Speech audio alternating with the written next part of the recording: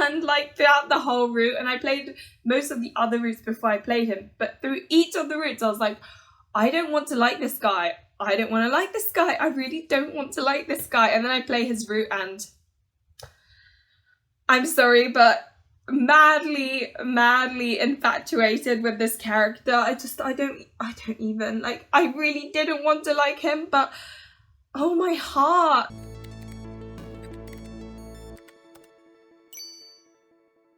Hello everyone, it's Lily, and today I'll be talking about my top 3 favourite otome game love interests. So quite a few people have asked me about who my favourite allies are, and yeah, I haven't made a video yet, so I thought, I might as well make one now.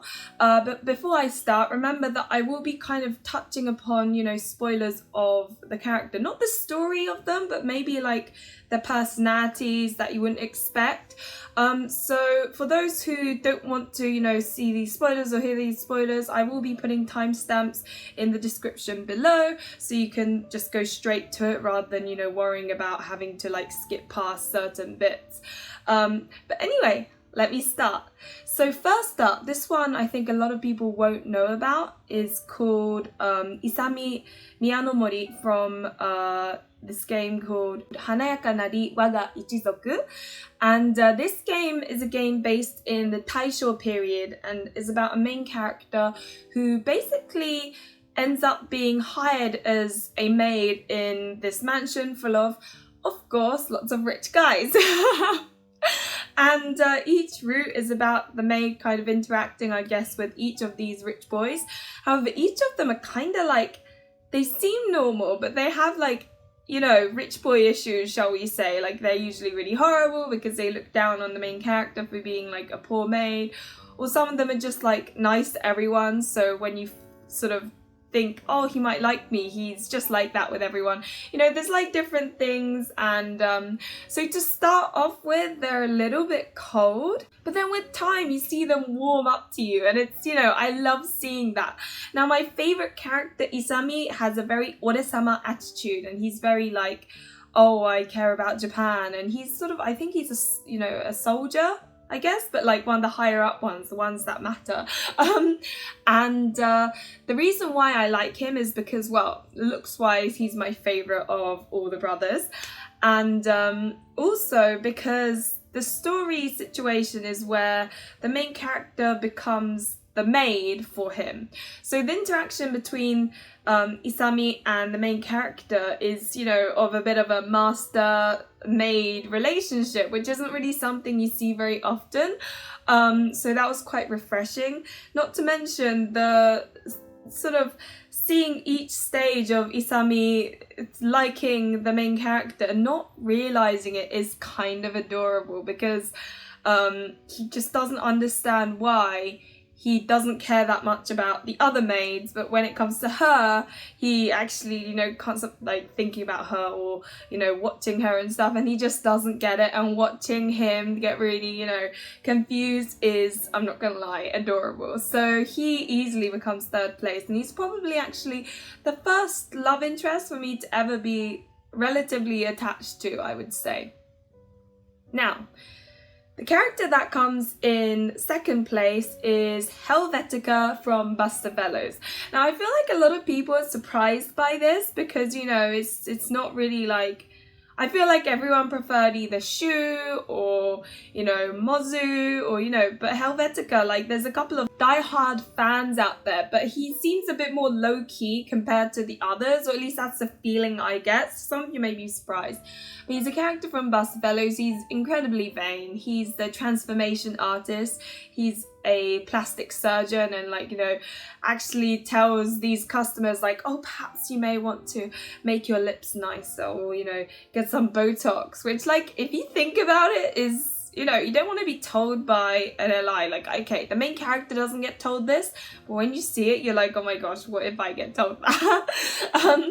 But I don't know, I just kind of like the vain characters for some reason. I just feel a bit like more attracted to them compared to others.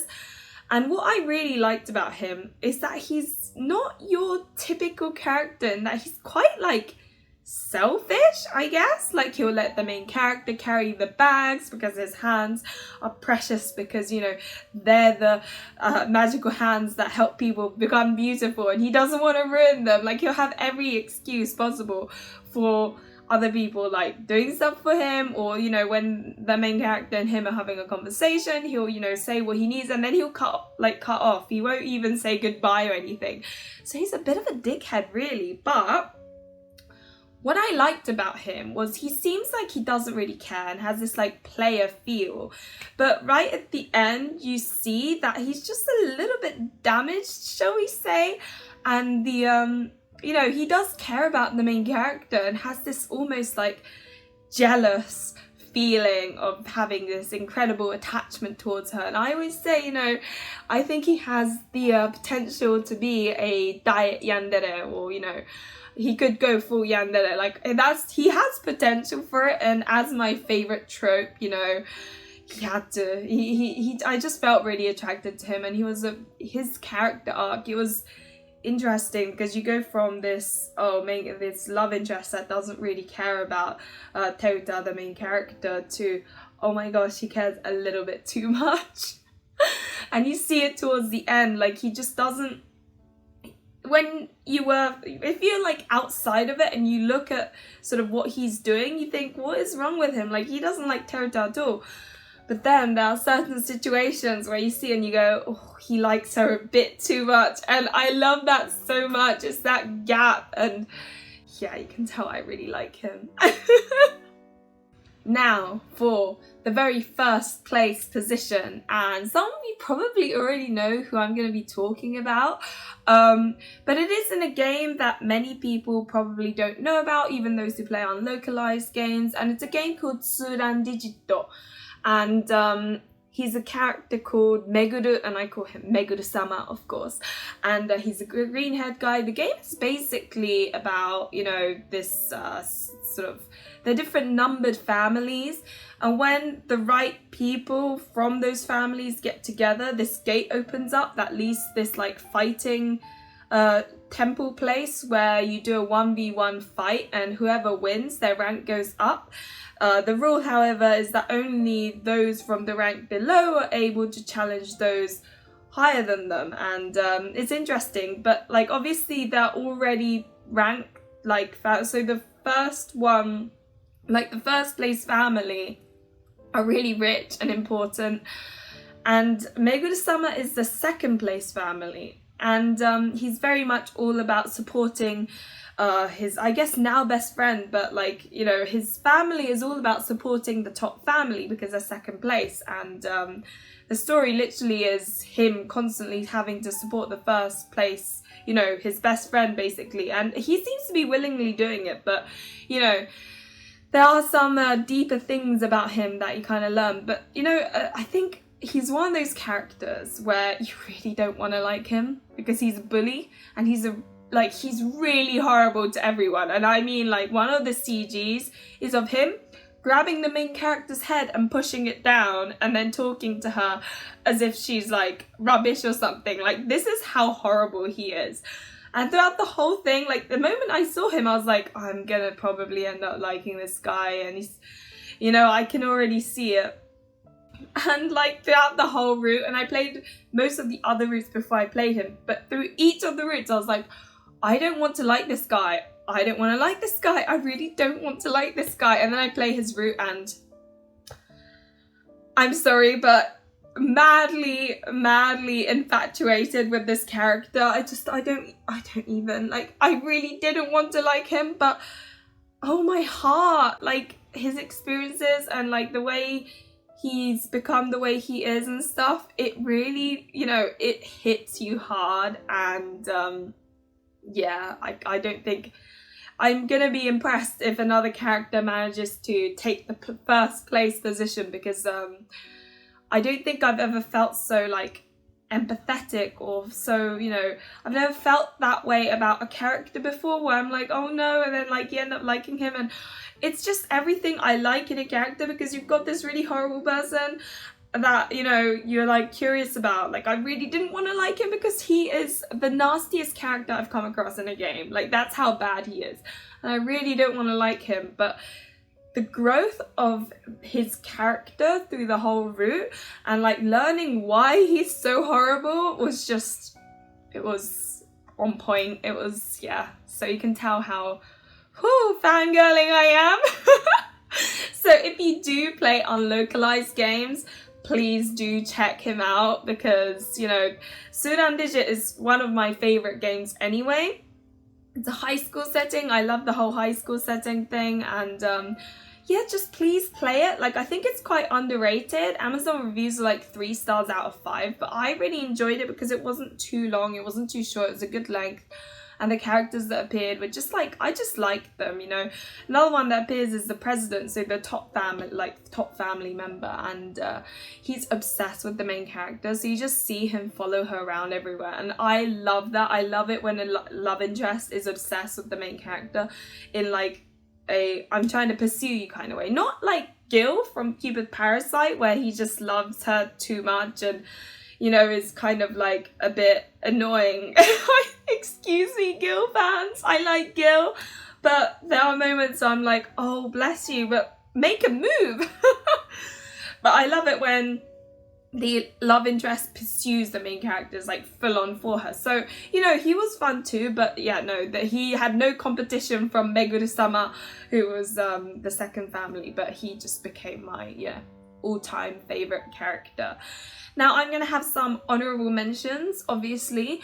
One isn't a love interest, but was in an if route of Birushana Senki, or I guess in English it's gonna be localized to Birushana Rising Flower of the Genpei, I think. But he's called Taira no Shigehira, and he's the younger brother of Tomomori, which is an ally, but like, so in Birushana, there is this obsession of Tomomori with the main character. Like, honestly, it's constant. Like, he is obsessed with the main character to the extent I don't think I've ever come across a character that's so obsessed with the main character. And this isn't even a spoiler because it happens right from the start. The moment he sets his eyes on her, that's it, basically.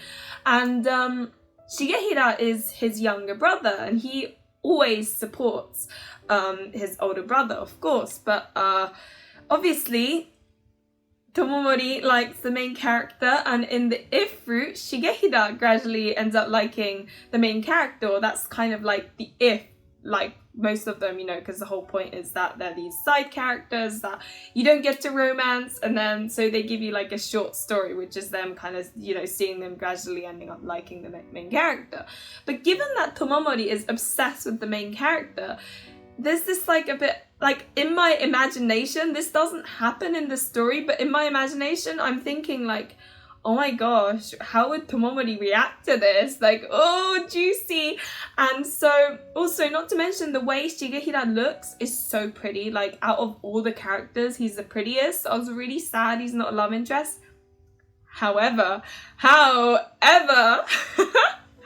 there is gonna be a fan disc of Birushana coming out towards the end of March this year, which I am so hyped about because I was so sad that Shigehira wasn't a proper ally, but of course in the FD he is, and I cannot wait to play his route. I am so excited. I don't think I've been this excited for an otome game in a while. Like, I was excited for Versh, but this is like on a whole different level. Like, just for that one character I'm excited. So yeah, that's an honorable mention. And finally, it's funny because I adore yandere tropes, right? It is my favorite trope.